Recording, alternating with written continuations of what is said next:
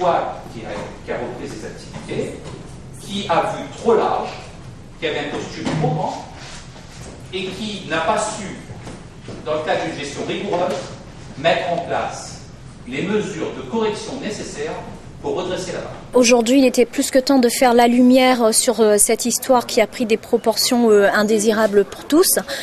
Le Conseil général voulait faire un rappel des faits concernant l'historique de la création de la RAST et des responsabilités aussi du Conseil général par rapport aux missions que nous avons envers les bénéficiaires des aides, enfin des services apportés par la RAST.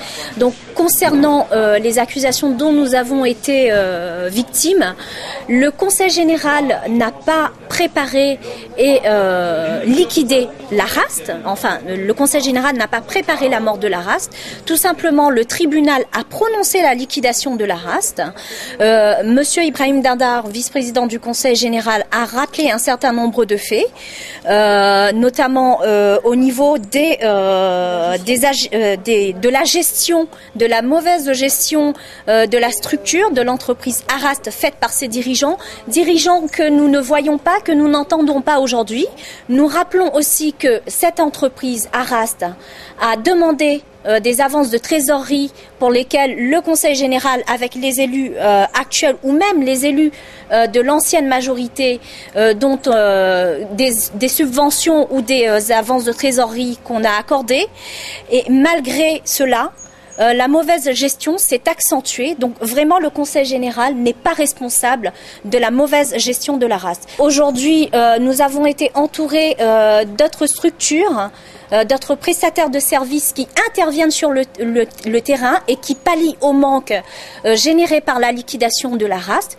Donc il y a des anciens salariés de la RAST qui ont été embauchés par ces structures et d'autres qui sont en cours d'entretien et de reprise donc par ces prestataires. Le Conseil général n'a aucune obligation légale de reprendre les salariés de la RAST. Ça ne se fait dans aucun Conseil général de France. Donc je ne vois pas pourquoi à La Réunion ça se ferait. Nous, on a l'article 1224-3 du Code du travail qui nous semble assez clair, que le Conseil général s'exprime sur cet article avant de refaire l'histoire. En plus que ce soit Monsieur Ibrahim Dindar qui refasse l'histoire, voilà. Pourquoi ça vous choque ? Parce que Monsieur Ibrahim Dindar a toujours été très proche de la RAST et très proche de certaines personnes de la RAST. Aujourd'hui, ça me choque dans le sens où ça répond pas à mes questions d'urgence, ça répond pas aux questions des salariés. On va pas refaire l'histoire, nous on s'en fout, la responsabilité des gens sera mise en cause quand elle devra être mise en cause. Mais il ne répond pas de nous dire si on est intégré ou pas et qui paye nos indemnités et qui nous répond à notre urgence sociale de qu'est-ce qu'on mange demain. Alors il l'aurait dit, les indemnités, il faut se tourner vers les AGS. Bah voilà, c'est comme d'hab, on tourne en rond, on fait que ça, de toute façon ça fait 15 jours au point où on en est, on peut tourner encore un petit peu plus en rond.